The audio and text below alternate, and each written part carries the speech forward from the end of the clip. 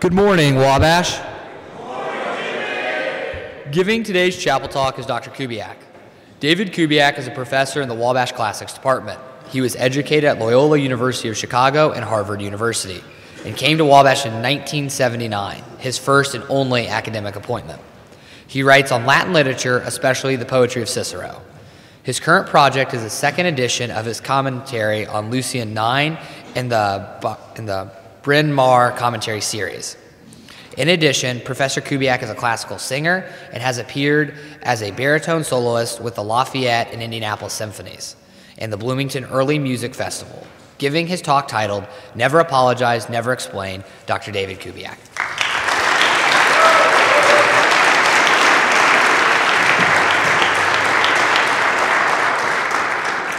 Thank you very much, and thanks to the Sphinx Club for the invitation. It's always a great pleasure and a great privilege to stand at this podium. Never apologize, never explain. That splendid assertion of masculine confidence, visible in Western history from the Battle of Thermopylae to the portraits of Bronzino to the symphonies of Gustav Mahler, has, I suppose, largely gone out of fashion. The origin of the phrase is disputed, but most authorities attribute it to Benjamin Jowett, master of Balliol College, Oxford in the 19th century, famous for his translations of Plato.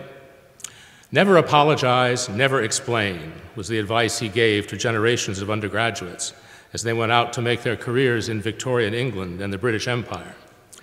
It is certainly plausible that Jowett could have said this, since a little ditty is also associated with his name. I am the master of this college. If I don't know it, it isn't knowledge. But the context of the aphorism in my talk is quite different. I make reference today to an appreciative review written by the important American literary critic Edmund Wilson in 1941, titled Never Apologize, Never Explain, The Art of Evelyn Waugh. Ever since my arrival at Wabash in 1979, I have been drawing students' attentions to the novels of the British writer Evelyn, and it's not Evelyn, Waugh, and Waugh is spelled W-A-U-G-H, like our old science building. Early on, I gave a freshman tutorial that was devoted to him. His name usually comes up when a student will ask me what he can do to learn how to write better. And my response is that one way is to start reading Waugh and have at the same time a model for exquisite English prose and an encounter with one of the funniest writers of the 20th century. Waugh is also invariably discussed in Catholic circles at Wabash, since his most famous novel, called Brideshead Revisited, is still considered the quintessential modern work of fiction written from a self-conscious Catholic perspective. So then, my purpose this morning is to tell the wider student body something about the life and work of this brilliant author and very singular personality. Arthur Evelyn St. John Waugh was born in North London in 1903, the son of a staid, middle-class man who was well established in London as a writer and editor. Waugh's early years give telling evidence for the fact that character is set young. Throughout his life, he kept a diary. And in one of the first entries, made when he was only 10 years old, we see already the hallmarks of his mature self: keen observation of his surroundings, constant irritation with other people, and a seemingly natural ear for the elegant cadence of an English sentence. Young Evelyn says of a day excursion with his father to the city of Bath, "We would have had a nice journey down were it not for the presence of a drunk man in our carriage who kept on making weird signs to his son, who answered them with equally weird gesticulations. When we got out, we went to the Roman baths and had a grand time. There was an ass of a guide who showed the others round, but Daddy and I did not go, preferring our guidebook to the repulsive look of that awful guide." Later, at his first boarding school, he displays in his diary another facet of his comic style, the tendency to see as funny things that would cause most people anxious concern. At age 16, he writes about attending Sunday chapel, "I went to the second service in common with most of the house. The only light relief was caused by small boys fainting." After finishing at his public school, Lansing, Waugh went up to Oxford in 1922 to the rather unfashionable Hartford College, where he had been given an open scholarship in history. This was a time at Oxford when learning anything was distinctly optional. And many undergraduates spent more time giving long champagne-filled luncheons in their rooms than they did reading books. When asked in the early 60s to recall what he did while at university, Waugh responded, "Enjoyed myself. Grew up, you know, as people did in those days, getting tight a lot of the time, entertaining, making new friends, writing silly little articles for undergraduate magazines, that kind of thing." The result was that he took a third-class degree in his final examinations. But he had gotten from Oxford what he needed to fuel his literary development, chiefly a wide circle of eccentric friends, many of aristocratic background, and some just very rich, like the Anglo-American Harold Acton, whom I visited in 1981 at his palatial villa in Florence to talk about Waugh. Aspects of these friends, who were dubbed at the time the bright young people, turned up in Waugh's novels throughout his career, often in a not very flattering light. Apparently, Waugh did not think his own life at Oxford was anything he wanted a detailed record of to survive, since he destroyed his diaries from that period. Part of the reason why can be surmised from entries that begin again in 1924 and show him almost daily wandering in and out of parties, thoroughly plastered. Here is his account of a typical adventure, and as the warnings say, don't try this at home. Next day, I drank all the morning from pub to pub, ending up at the New Reform Club. I ate no lunch, but drank solidly, and was soon in the middle of a bitter quarrel with the president, a preposterous person called Kotz, who expelled me from the club. Alfred and I then drank double brandies until I could not walk. He carried me to Worcester, where I fell out of a window, and then relapsed into a stupor punctuated with severe but well-directed vomitings. Severe but well-directed vomitings, a phrase that only could have been written by Evelyn Waugh. As this behavior suggests, when he left Oxford, Waugh had no sense of what career he would make for himself, toying with art and journalism, and teaching briefly at a Spartan prep school in North Wales. A more unlikely schoolmaster can hardly be imagined, his attitude towards the job perfectly captured in a diary entry about the arrival of a new colleague. He is dull-looking and was educated at Christ Church, Oxford, where he seems to have led the dullest life imaginable. He is very keen on education, and I have only just begun to cure him of talking to me seriously about it. He was almost a teetotaler when he came, but I have so far corrupted him that last night he was sick. Now, on the one hand, his panache as a writer makes these stories about Waugh and drinking very funny, but on the other, they are alarming, as his friends admitted after his death. One of them writes, "Evelyn's drinking at that time was not then the sort of part-time vice in which most of us indulged. It was a serious, not to say deadly, business. Evelyn needed success at that time, and he needed it badly.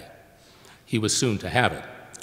Not surprisingly, Waugh was sacked from his schoolmaster job, but as with Oxford, it had given him copious material for his satiric imagination, and in 1927 he finally writes, "It seems to me the time has arrived to set about being a man of letters." The next year, his first novel was published, Decline and Fall, which recounts the young life of the hapless Paul Pennyfeather, a divinity student at Oxford. The book begins with Paul getting himself expelled when he is mistakenly identified as part of a wild group of partying undergraduates. The dean and fellows of Scone College are looking out their window at a scene of utter mayhem in progress. It is the annual dinner of the Student Bollinger Club, and its members are in very high spirits.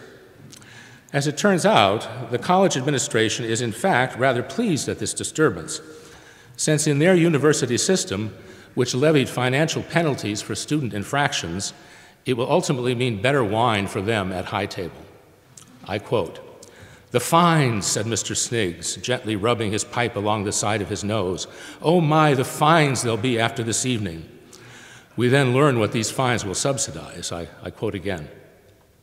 "There is some highly prized port in the senior common room cellars that is only brought up when the college fines have reached 50 pounds.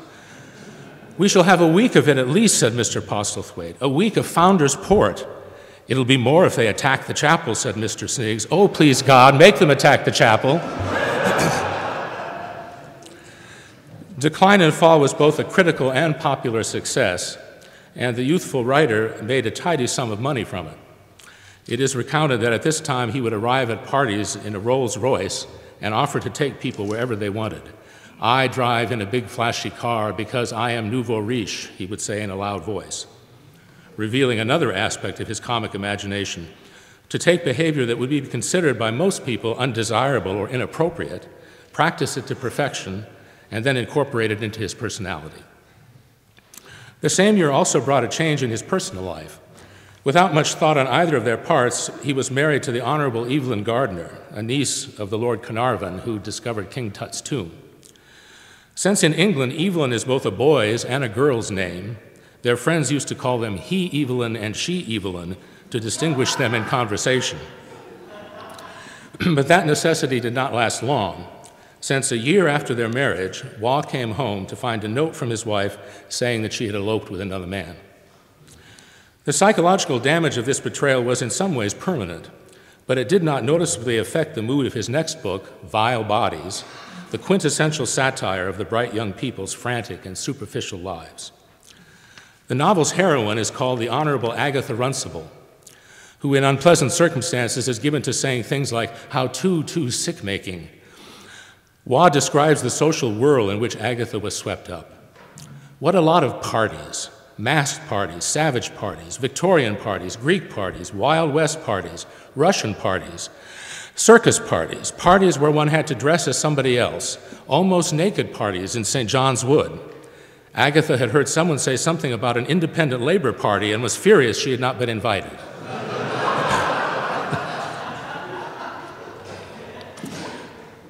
Vile Bodies shows Waugh's crazed comic world unaltered, but in his private life, something he took very seriously was occurring.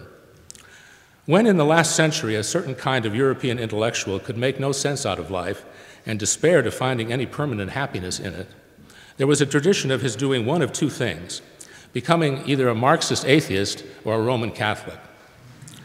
Waugh's momentous choice was the latter, and he was received into the church in 1930, the same year that Vile Bodies was published.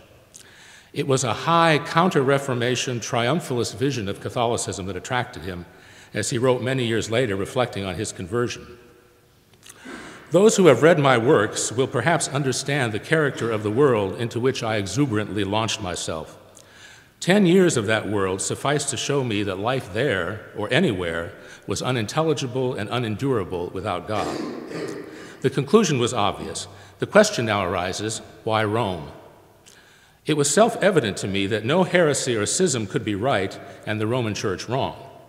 It was possible that all were wrong, that the whole Christian revelation was an imposture or a misconception. But if the Christian revelation was true, then the Church was the society founded by Christ, and all other bodies were only good so far as they had salvaged something from the wrecks of the Great Schism and the Reformation. This proposition seemed so plain to me that it admitted of no discussion. Some at the time considered Waugh's conversion just a symptom of his contrariness, or a snobbish attempt to curry favor with the great recusant Catholic families of England. But his sincerity cannot be doubted, I think, for one chief reason. He determined to become a Catholic, fully expecting that he'd never be able to be married and have a family so long as his divorced wife was alive. Only afterwards was the possibility of an annulment raised on grounds of lack of mature consent to the marriage bond. A decree of nullity was eventually secured, and in 1937 he married a much younger woman called Laura Herbert, who was coincidentally a cousin of his first wife. They lived together for almost 29 years and had 7 children, one of whom died at birth. The youngest son, who was called Septimus, is a furniture maker. You can order pieces from his website. The novel that followed Waugh's conversion is the first of several books that reflect the extensive traveling the author did after the breakdown of his first marriage, and shows full-blown the theme that would be pervasive both in the rest of his work and life, what he saw as the moral and social decline of the West, perversely advertised as progress. Black Mischief is a book about the Emperor Seth of Azania, ruler of an island off the coast of Africa. He is determined to modernize his realm along Western lines and wants to hire a consultant for that purpose, the novel's protagonist, Basil Seal. He says to Basil, "I have been reading in my papers about something very modern called birth control. We must popularize it by propaganda, educate the people in sterility. We might have a little pageant in its honor. The pageant is staged. Then, marching four abreast in brand new pinafores, came the girls of the Amurath Memorial School, an institution founded by the old empress to care for the orphans of murdered court officials. They bore, somewhat unsteadily, a banner whose construction had occupied the embroidery and dressmaking class for several weeks. It was emblazoned in letters of appliqued silk with the motto, "Women of tomorrow demand an empty cradle." Then an orange and green standard bore the challenging proposition, "Through sterility to culture." It would come as no surprise to Waugh that Europe is currently contracepting itself out of existence. Through the 30s, Waugh had a series of successes with his novels Handful of Dust, which is his darkest book and the one that deals most directly with his being deserted by his wife. Then came Scoop and Put Out More Flags and World War II. Waugh was commissioned as a captain in the Royal Marines, and as you might imagine, he caused his superiors no end of trouble, unable as he was to pay attention to any authority that was not divine in origin. A general was furious at him when he discovered that Waugh was having cases of French wine shipped to their post. His reply was, "My dear sir, you cannot expect me to alter the habits of a lifetime to suit a whim of yours."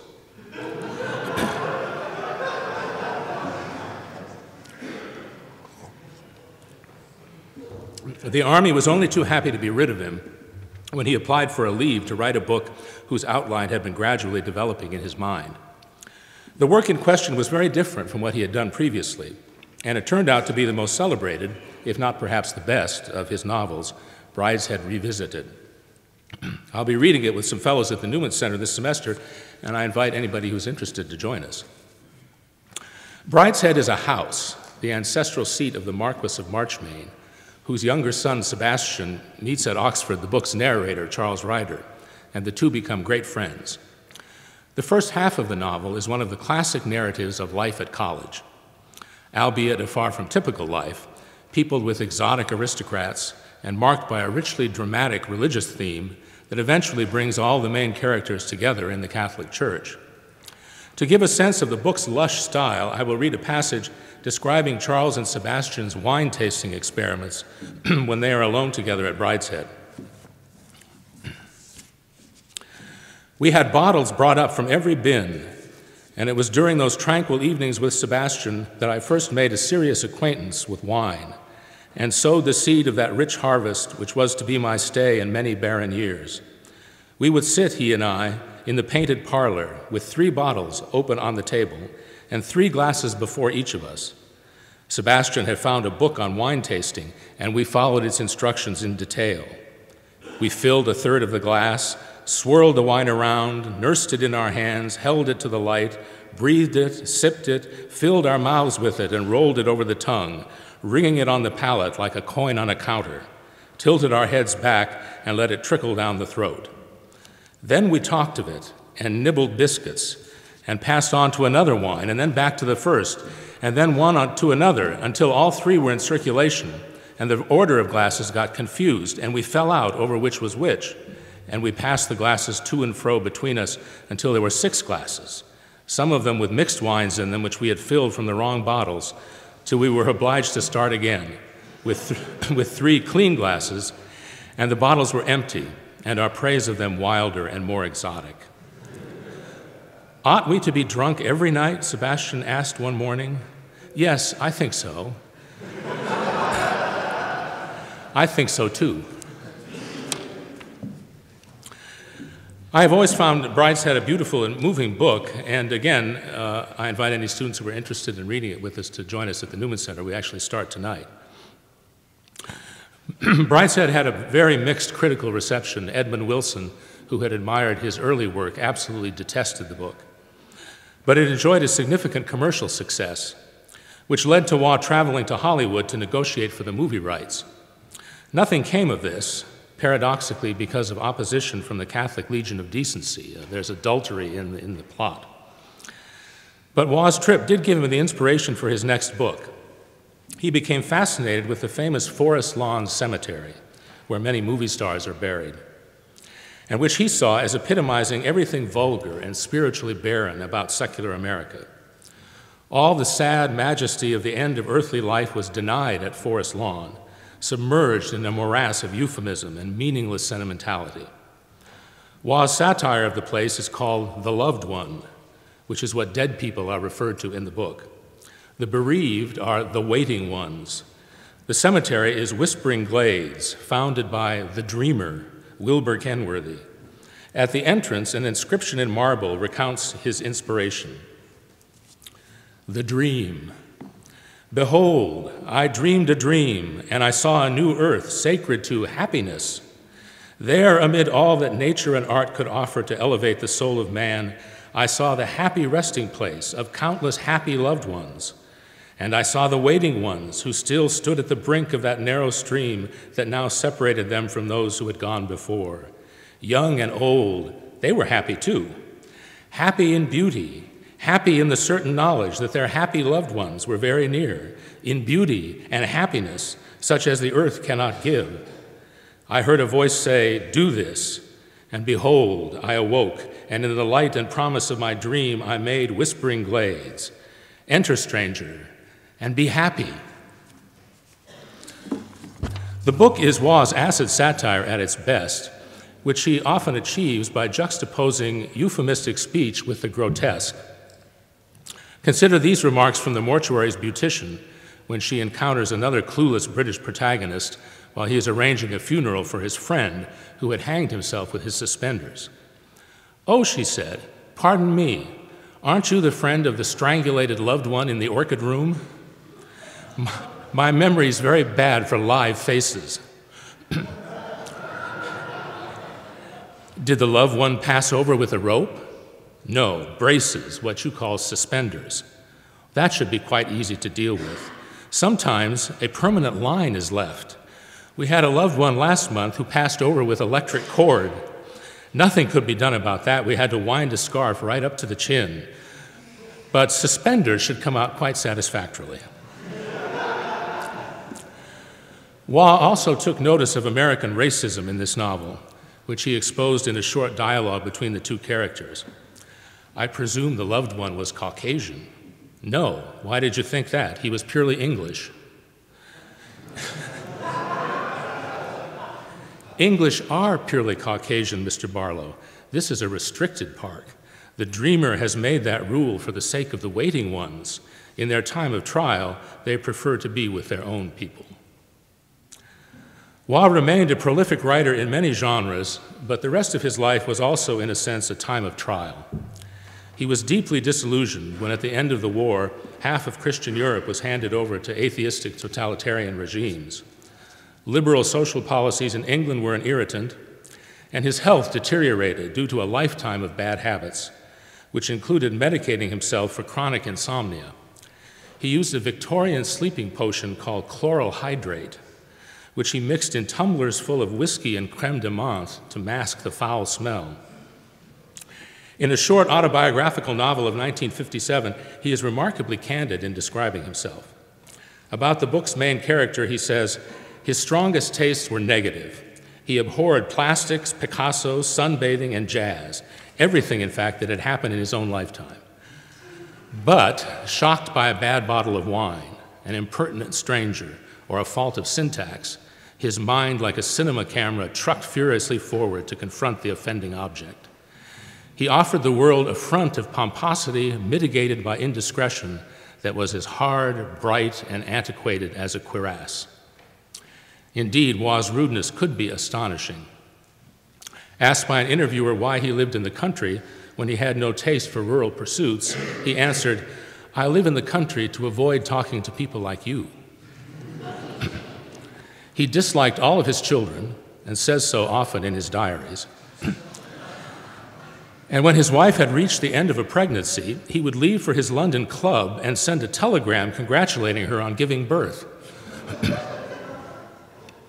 Someone wanted to know how he could consider himself a practicing Catholic when he so conspicuously lacked the virtue of charity. He shot back, "You have no idea how much worse I would be if I weren't a Catholic. Without supernatural aid, I would scarcely be human at all." If Waugh's decline was largely of his own making, his fall lay in a source beyond his control. In 1962, the Second Vatican Council was convened with the express purpose of making the Catholic Church relevant to the contemporary world. A more disastrous program for Waugh could hardly be imagined. He had placed his whole life in the hands of the one institution he thought could protect him from the horrors of modernity, and now it too had bowed to the spirit of the age. He especially detested changes in the ancient Roman liturgy, which he felt made it impossible for him to pray. He lapsed into a serious depression, and the final entry in his diary is the lament of a defeated man. Pray God I will not apostatize, but I can only go to church now as an act of duty and obedience. I shall not live to see things righted. He didn't. On Easter Sunday in 1966, after attending Mass with his family in the traditional Latin form, he came home, went into his library, and had a heart attack that killed him instantly. Surely it was the kind of death he would have wanted for himself, and it was a blessing that he was spared the extreme degradation of worship in the Catholic Church that characterized the 1970s. Now, I said at the beginning of this talk that I always recommend Waugh to students who want to improve their prose style. He himself talks directly about this issue. He says, properly understood, style is not a seductive decoration added to a functional structure. It is of the essence of a work of art. The necessary elements of style are lucidity, elegance, and individuality. These three qualities combine to form a preservative which ensures the nearest approximation to permanence in the fugitive art of letters. As a classicist, I can't help but note that this sentence ends with a bi trochee, which was a favorite Ciceronian clausula. Waugh used to tease his good friend, the novelist Nancy Mitford, by saying that the stylistic lapses in her novels were caused by the fact that boys did Latin in school while girls did French. But I think that there are other connections between Waugh and Wabash. He actually came within hailing distance of us when he lectured at Notre Dame in 1949 and was greatly disappointed that he couldn't get wine in the dining hall. If he could visit our campus today, I feel confident that he would like Wabash and its students very much. First, if he ever consciously thought about the concept of coeducation, which is highly unlikely, he would have imagined it an assault on civilization, probably related somehow to the French Revolution. He would like everything about you that resists institutional change, that is quirky and individual and proud, as in our excellent new recruiting materials that celebrate so well the perennial dignity of masculine companionship. He would appreciate the fact that the category of men he disliked the most, prigs and fuddy-duddies, scarcely exists amongst our student body. In the early part of my career, I attended more than one fraternity party that resembled the beginning of decline and fall. And I have observed numerous conversions to Catholicism over the years, both of students and faculty, that might come from the pages of Brideshead. Yes, I think Waugh would find Wabash quite congenial. When he was once asked how he would like to be remembered, Waugh answered, I should ask people in their charity to pray for my soul. So if you are the kind of person who does such things, you might say a prayer today for Evelyn Waugh, since I suspect he is still languishing in some corner of purgatory, no doubt complaining bitterly about the company. Thank you.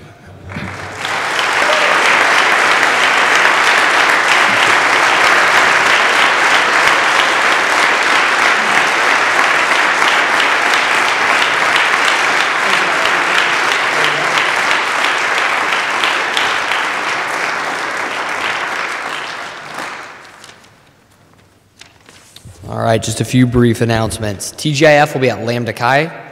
Swimming is participating in the NCAC Conference Championships this week. Saturday, track will be at Purdue. Wrestling is at Alma College. And basketball is home against Oberlin. The game starts at 1 o'clock. Please remember that if you signed up to be an IFC tour guide, you will have a meeting today at lunch right after this. Please rise and sing Old Wabash.